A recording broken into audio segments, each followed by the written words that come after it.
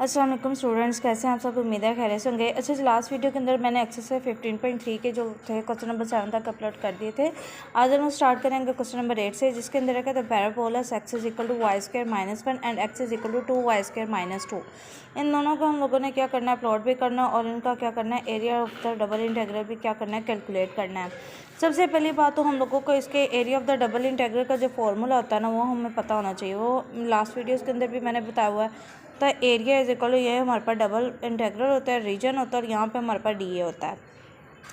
ये तो हमें प्लेन डिसाइड करा रहा होता है कि आपके पास इंडिपेंडेंट और डिपेंडेंट वेरिएबल कौन सा है। जैसे एक्स वाई है हमारे पास, तो एक्स वाई प्लेन में ये बनेगा। और आर हमारे पास रीजन है जिससे हम लोगों को क्या पड़ती है, लिमिट पता चलती हैं। तो लिमिट पता चलाने के लिए पहले हम लोगों को क्या करना पड़ेगा, इनको प्लॉट करना पड़ेगा।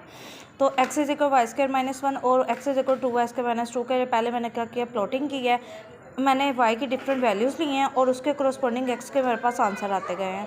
अब x के जब आंसर आते गए ना, तो उसके बाद मैंने जब इनको पॉइंट्स फॉर्म में लिखा ना, तो ये बात आप लोगों ने जहन में रखनी है। जब भी पॉइंट फॉर्म में इनको उतारना है तो पहले x की वैल्यू आएगी, फिर उसके बाद किसकी वैल्यू आएगी, y की वैल्यू आएगी, फिर ये एक पॉइंट का पेयर कंप्लीट होता है। ठीक है, तो यहाँ पे देखिए, जैसे मैंने -2 रखा, -2 का स्क्वायर क्या हो जाएगा, 4 माइनस 1 से आपके पास 3 आ जाएगा। इस तरह सारी वैल्यूज़ आप लोगों ने कैलकुलेट कर लेनी है। सेम ऐसे ही केस मैंने x is equal to 2y square minus 2 के केस में किया, y की डिफरेंट वैल्यूज़ ली हैं और उसके करस्पॉन्ड में जो क्या किया, x की डिफरेंट वैल्यूज़ मिल गई और फिर मैंने सबको क्या किया, एक्स वाई की फॉर्म में पॉइंट्स में लिख दिया, ताकि मेरे पास यहाँ पे प्लॉट करना क्या हो जाए, आसान हो जाए। देखिए, प्लॉटिंग मैंने हर दफ़ा आप लोगों को बताई है, रट्टा लगाने की बिल्कुल ज़रूरत नहीं। आप लोग अपना टेबल बनाए, अपने पॉइंट्स, उन पॉइंट्स को आपस में फिर आप क्या करें, लेबल करें अपने एक्स वाई प्लेन के ऊपर, और उसके बाद क्या करें, खूबसूरत से जो शेप आपको रिक्वायर्ड होती है वो आपको मिल जाती है। मुझे ये है कि मेरे बेटा, अगर आप मेरे चैनल पे अभी तक नहीं हो और आपने मेरे चैनल को अब तक सब्सक्राइब नहीं किया, तो काइंडली मेरे बेटा कर लें और बेल आइकन के बटन को प्रेस कर लें, ताकि आने वाली वीडियोज़ की अपडेट मिलती रहे। और दूसरों से ज़्यादा शेयर किया करें। शेयर करना क्या होता है, सदका जारी होता है। मेरी वजह से, आपकी वजह से किसकी हेल्प हो जाए, हेल्प करना क्या होता है, बहुत अच्छी बात है। और कमेंट सेक्शन में ज़रूर बताया करें अगर आपको वीडियोस अच्छी लगती है, उनकी समझ आती है, बिकॉज ये आप लोगों की तरफ से हमारे लिए एक मोटिवेशन होता है, जिससे फिर हमारा दिल करता है कि हम फर्दर भी आप लोगों की हेल्प के लिए ज़्यादा आसान से आसान मेथड और मज़ीद क्वेश्चन ज़रूर सॉल्व करें। ठीक है, अच्छा जी, बात करते हैं इसके। जैसे ही मैंने यहाँ पे पॉइंट्स बना लिया, अब मैंने पॉइंट्स को क्या करना है, प्लॉट करना है। तो पहले मैंने ये वाले x is equal y square minus 1 के लिए प्लॉटिंग की है, 3 और -2। पहले लेवल कैसे करना है, आपने देखना है कि एक्स की मैक्सिमम और मिनिमम वैल्यू कहाँ तक जा रही है। तो देखें, तो ये देखें 3 और इस साइड पे हमारे पास -1 -2 तक जा रही है। इधर से देखें, आपके पास एक्स एक्सिस -2 भी है और ये 6 तक भी जा रहा है पॉजिटिव साइड से। मतलब आप लोगों ने पॉइंट सारे देख लें कि मैक्सिमम पॉजिटिव साइड से 6 तक वैल्यू जा रही है, जिसके अंदर 3 भी इंक्लूड हो जाएगा। और नेक्स्ट साइड से -1 और -2 तक जा रही है, तो वो मैंने यहाँ पे हाईलाइट कर दिया है। अब पॉइंट प्लॉट कैसे करना है, आप लोगों ने मेरे हैंड के ऊपर गौर करना है और जो जो पॉइंट्स मैं बताती जाऊँगी उनको गौर से देखना है, तभी आप लोगों की ये ऐसी ही प्यारी सी शेप आएगी।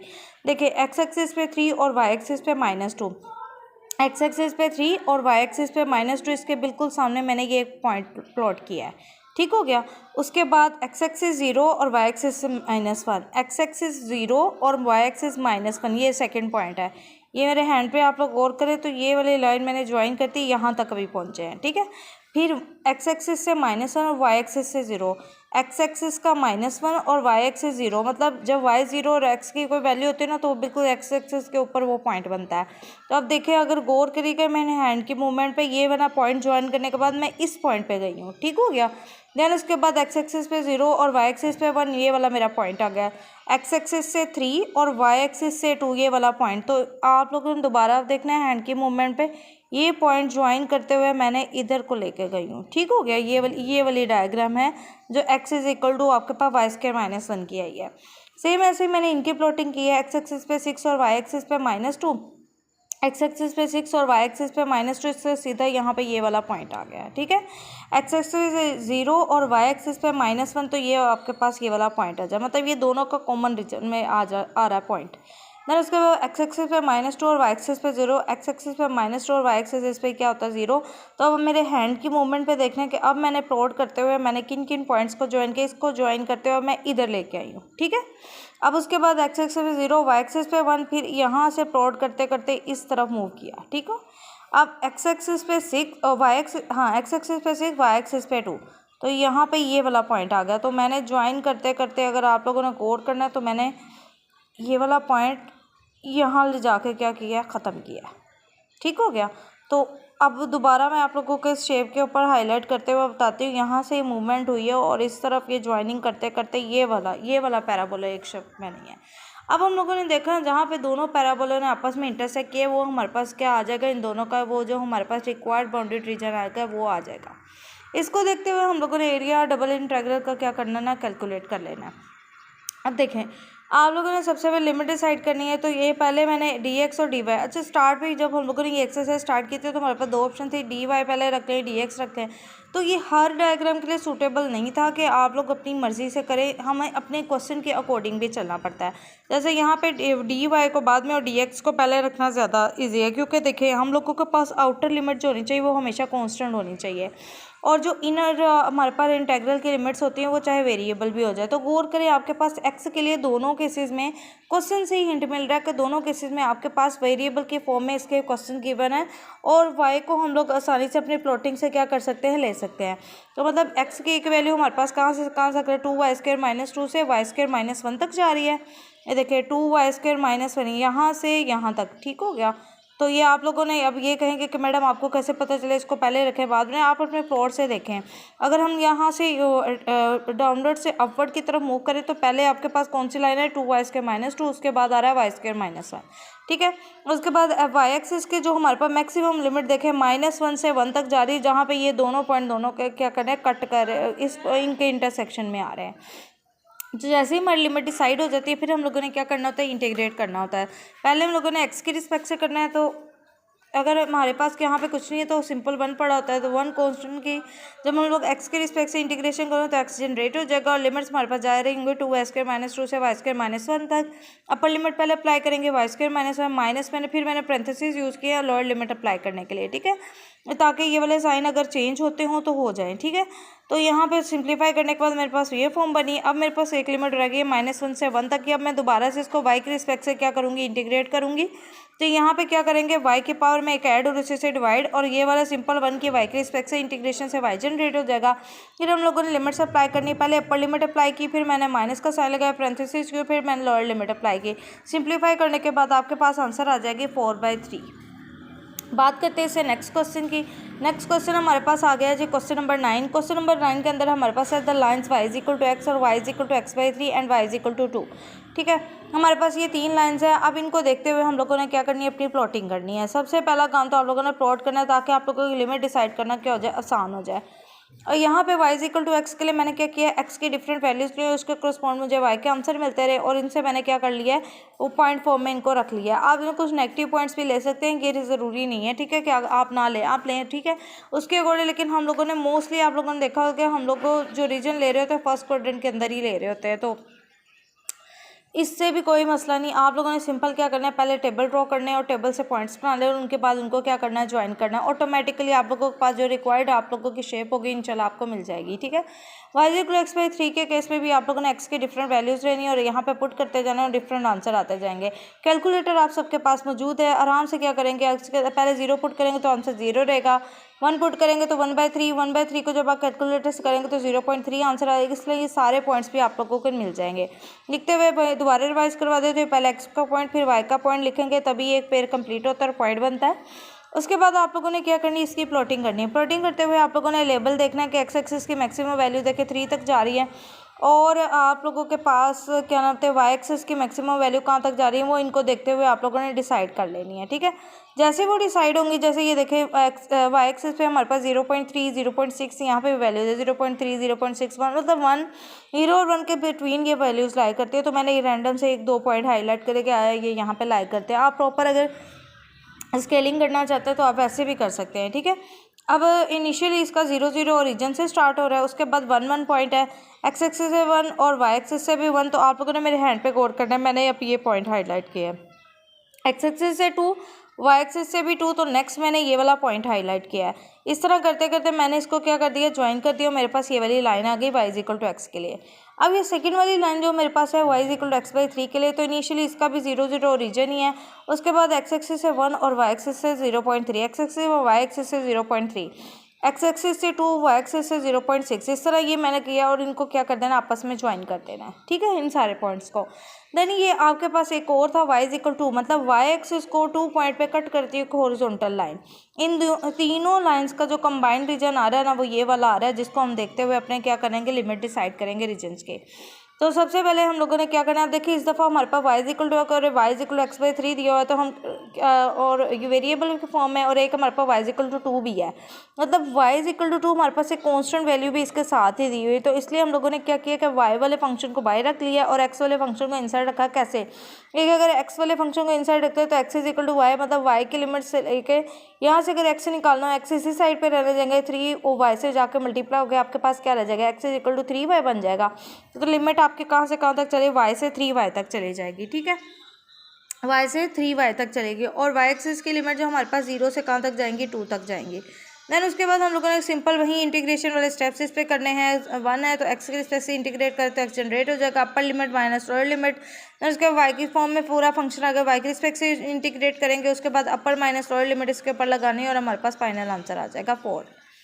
नेक्स्ट क्वेश्चन की बात करते हैं, क्वेश्चन नंबर 10 की। तो क्वेश्चन नंबर 10 के अंदर हमारे पास है जी, the lines y is equal to 1 minus x and y is equal to 2 and the curve y is equal to e raise to power x है।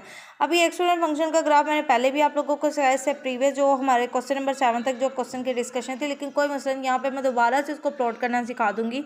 कुछ देखिए, अगर आपको खुद से प्लॉट करना आ जाता है ना, तो आप लोगों के लिए टेंशन ही मतलब ख़त्म हो जाती है सारी।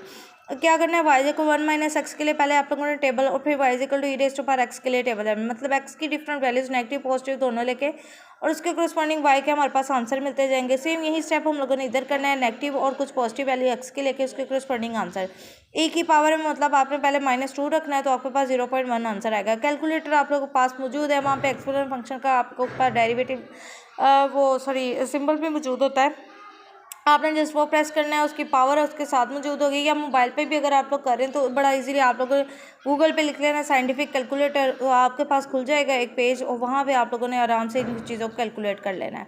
वरना आप लोगों को पेपर में तो कैलकुलेटर की इजाज़त होगी, वहाँ कोई छोटी क्लास के तो स्टूडेंट्स नहीं होंगे कि आपको कैलकुलेटर नहीं देंगे, ठीक है। तो आप लोगों ने उसको यूज़ करना है और प्रॉपर तरीके से इस तरह से आप लोगों ने पॉइंट्स बना लेने हैं। पॉइंट्स बनाने से आप लोगों की प्लॉटिंग क्या हो जाएगी, बहुत ज़्यादा आसान।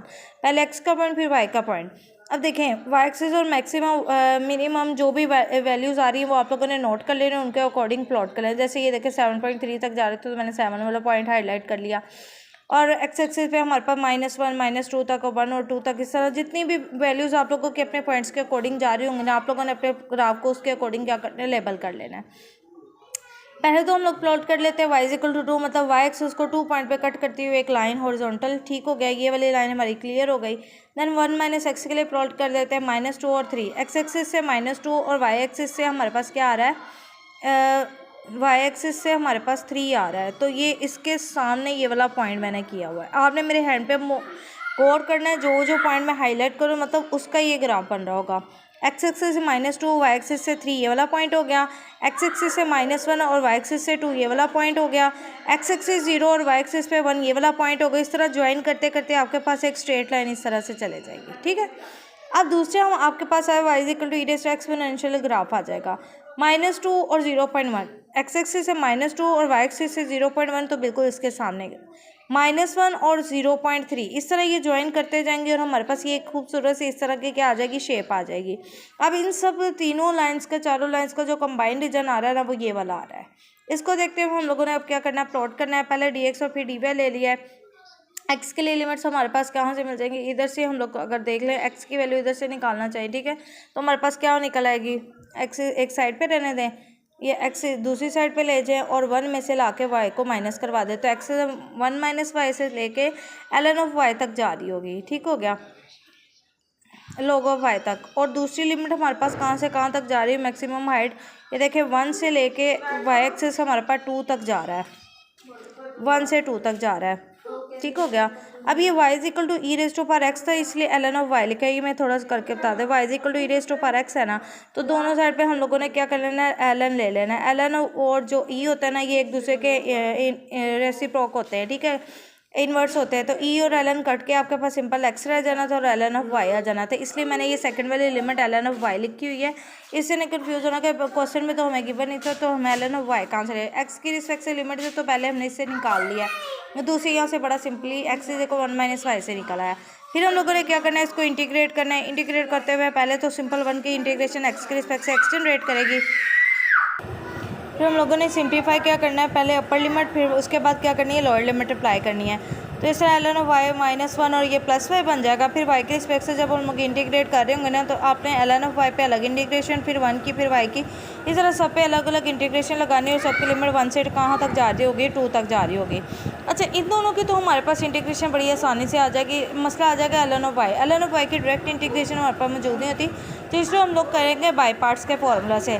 सपोज करें इसके साथ कोई 1 भी पड़ा हुआ है, 1 और ln ऑफ y दो फंक्शन पड़े हुए हैं, तो एक को हम लोगों ने u और एक को हम लोगों ने dv सेलेक्ट कर लेना है। u हम लोगों ने सेलेक्ट करना है लॉग फंक्शन का, ln ऑफ y को कर लेंगे, और 1 को हम लोग क्या कर लेंगे, dv फंक्शन सेलेक्ट करेंगे dy के साथ। और जिस तरफ हम लोगों ने dv सेलेक्ट किया होता है उस तरफ हम लोगों ने इंटीग्रेशन करनी होती है, जिस तरफ u सेलेक्ट किया तो उस तरफ हम लोग du लेना होता है, डेरिवेटिव मतलब लेना होता है। du बन जाएगा ln ऑफ y का जो डेरिवेटिव 1/y साइड आ जाएगा dy, टोटल डेरिवेटिव इंटीग्रेशन आपस में कैंसिल हो जाएंगे और हमारे पास क्या आ जाएगा, हमारा v बचेगा, और सिंपल 1 की y के रिस्पेक्ट से जो इंटीग्रेशन का आंसर आ जाएगा 1 आ जाएगा, y आ जाएगा।